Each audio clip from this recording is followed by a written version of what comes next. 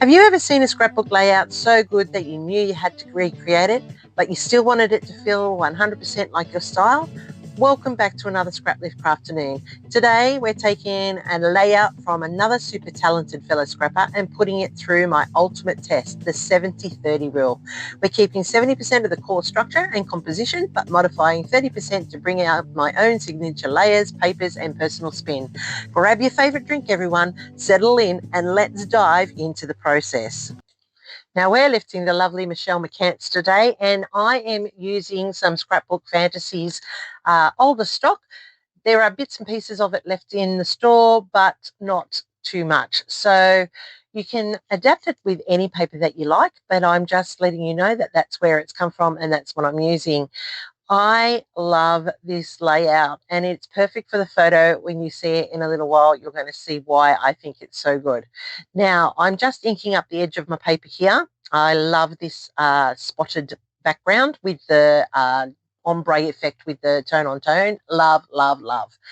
And I'm using gathered twigs just to ink that edge, give it that little bit of a husky, grungy feel to it. I know, red, leather grey. Look at that red wood, and I am sacrificing it for the good of the layout. That's breaking my heart because you all know I love the wood grain, but you know, oh well, red. Ooh, I love it.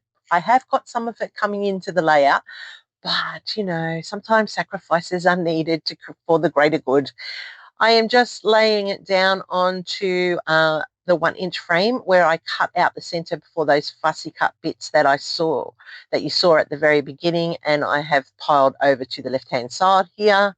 You know, we all have to make sacrifices with our paper, and as I said, I'm getting down to the very, very, very end of this one. This all comes from the Tropicana, I think it is, yeah, Tropicana, and it was one of the most functionable ones from Scrapbook Fantasies for any of your, beachy field ones. So it's a little bit sad that I'm getting to the end, but it's also good because that means I can buy more stash.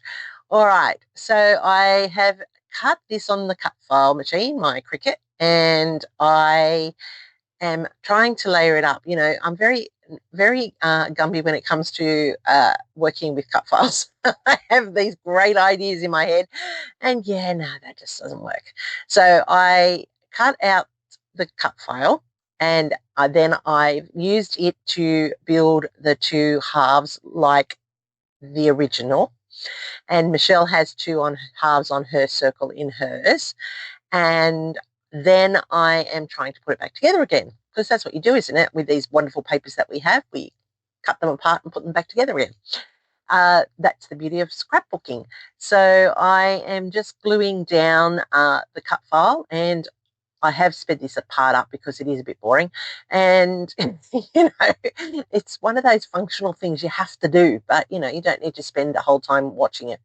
And then I'm going to place it in the center of my layout just like that. And look at that. There you go. I did bring that wood grain in. I did bring the red in, and it looks really fantastic against that background.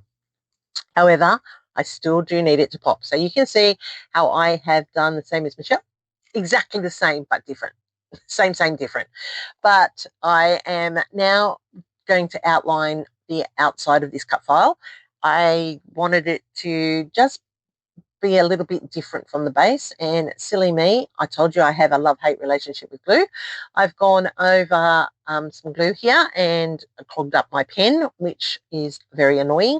So I've gone off screen and got another pen, and I have gone around and finished going around the outside of that cut file, and now I'm going around the inside of the circle, and you can see how just that subtle black line really does make it pop off that background.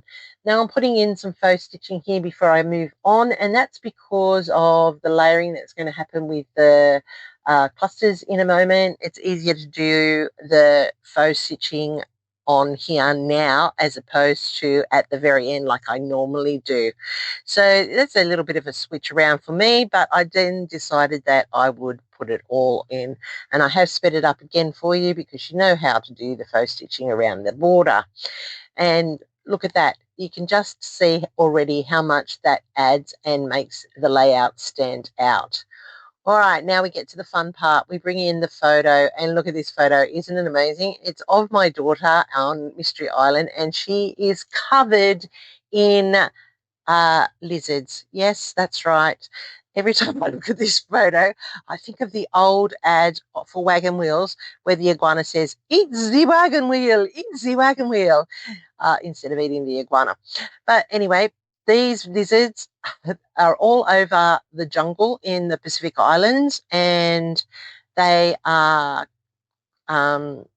chameleons, and they just love, like the people, the islanders go out in the jungle and they take them off the trees and they raise them from babies, and then they bring them to like Mystery Island, and you can have your photo taken holding all of them, and they just are just amazing. So they really actually feel funny on your hands. That their little claws feel really, really funny. They're scratchy, but my daughter, she was just covered in them. She had them in her hair, she had them on her arms, she had them over her shirt, and this photo just really shows how much she loved that moment. Her smile just says it all. So I'm just layering up the clusters of fussy cut pieces that I took off all of those papers, and I do love the florals. They really do scream tropical, and if you can see when you zoom in or you look closely at the photo that she's got a green one of those flowers in hibiscus in her hair. It's not real. It's a fake one that they put together just for the display. They put the head wreath and things on you for your photo, and it's just so tropical feeling that I just really wanted to capture that moment for her album. So up here, I am putting in the fishtail banners that Michelle had at the top of her layout, and that's going to be a landing point for a sort of subtitle, just like Michelle had. She had hers here, as you can see, and I'm sort of going to be similar. I've got the concept of it being up there in the top corner, but it's going to be a little bit different because it's going to be further over to the left, and I have a different sort of banner going across it. But that's all about taking somebody's layout and making it your own. There's no right or wrong ways with paper, as Ginger says, but there's also no right or wrong ways with the Scraplift. You make it yours. You take what you like out of a design or a layout and you make it your own. And pretty much I've kept 70% of the structure of the layout the same, and I'm adding my own creativity to it. I couldn't do a very light background because that just wouldn't be me. That just, I'm all about the brights, you know that. I'm using some chibi strips here from Scrapbook Fantasies as well. These are really good. They're eco-friendly. They're a great way to pop up your pieces on your layout. They're really solid, and they are only the depth of chipboard, which is fantastic. They don't make your pages so bulky. Scrapbook Fantasies do have a subscription that you can get per month, and seriously, they are amazing to work with, and they do support your pieces like beautifully. They're solid. You don't need that much, but they do support it quite nicely. All right, I went off screen and glued everything down because you know my love-hate relationship with glue, and you didn't need to see me struggling with the glue because it is freezing here in Sydney today and it's not flowing very nicely, and so I didn't need you to be sitting there watching me struggle with all the different glues as I was trying to get them to work, like this one here, as you can see. I found these words from Scrapbook Fantasies that I had in my stash. They're printable cutouts, and I've mixed and matched, and these ones say crazy fun captured, because for her it was fun. She loved it, and I'm glad I captured it for her. I tried to make her experience a really fun one when we were there, and it was so much fun watching her enjoyment living those moments. So this is a very cute, fun, tropical page, and I love how this comes together. So I'm just layering up some extra florals around, just like Michelle has on hers, and it's helping to bulk up the clusters and really draw your eye around the page. And look at those chameleons. Aren't they fantastic in this? Alicia did a really good job with those. I think she needs to bring them back in another range. Are you listening, Alicia? That would be really good. I love all of Scrapbook Fantasies, tropical, beachy, all those themes. They really suit my lifestyle, and I just love the colours that are involved in them. So I am still popping things up with chipboard. I want some depth and some, shadowing on my layout, because that's always good. It's just giving visual texture for your eye to have some eye candy when it's also looking at the memory. I'm popping them at different levels in different places so that they are really bulking up and adding that detail, which makes your clusters really pop on the page. I have popped a bit of yellow around the page into the 3 spots, as you can see, so that's balancing it out. And I really do love how this is coming together.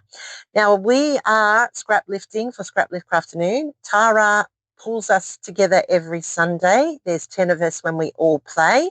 So I'm really excited to see what everybody else is coming up with this week.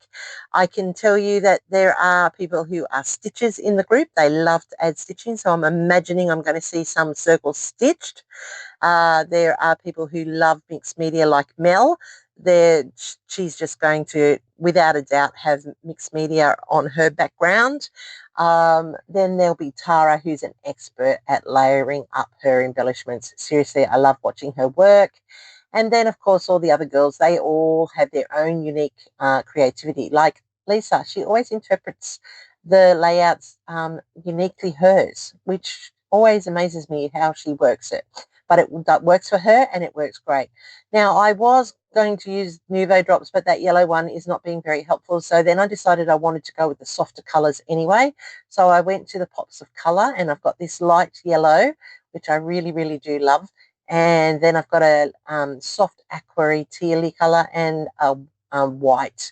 And that's just going to add that little softness to the layout, but also allows me to set up that visual triangle, as you can see happening there. And I like that I've gone with the tricolour at each point. That's very much like Michelle's got on her layout with her enamel dots. And then I'll be able to flick that underneath, and that's going to flatten them out, leaving that faux enamel dot appearance. And look at that. I just love this layout.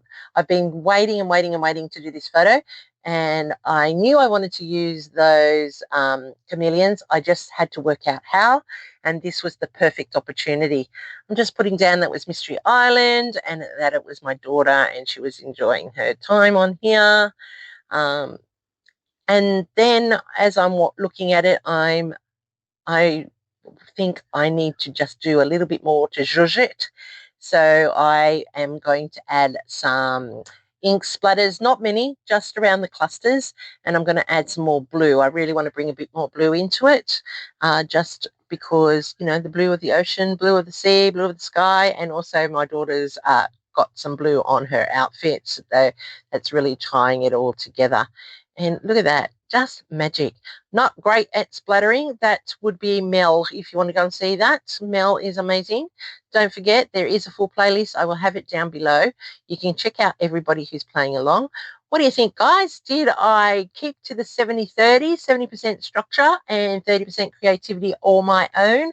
I went with one photo, not two, and that's because my photo was large, and I've done the main circle. I've got the cluster points and the banner tags, and I've got my titles sitting there. So I think I've covered the 70%. The 30%, of course, is that I had the one photo and that I had a busier background and the brighter colours, and I just love it. What do you think, guys? Thumbs up if you think I'm doing a great job. Thumbs up if you think it came close to the original. Let me know in the comments down below the part that you liked, the part that you thought was a bit tricky, and would you have a go at doing something like this? What's your favourite go-to when you scrap lift? Don't forget, check out that playlist. Thanks for watching, everybody. I really appreciate you, each and every single one of you. Leave me a comment. I'll get back to you, and here's my next video for you. I'll see you there real soon.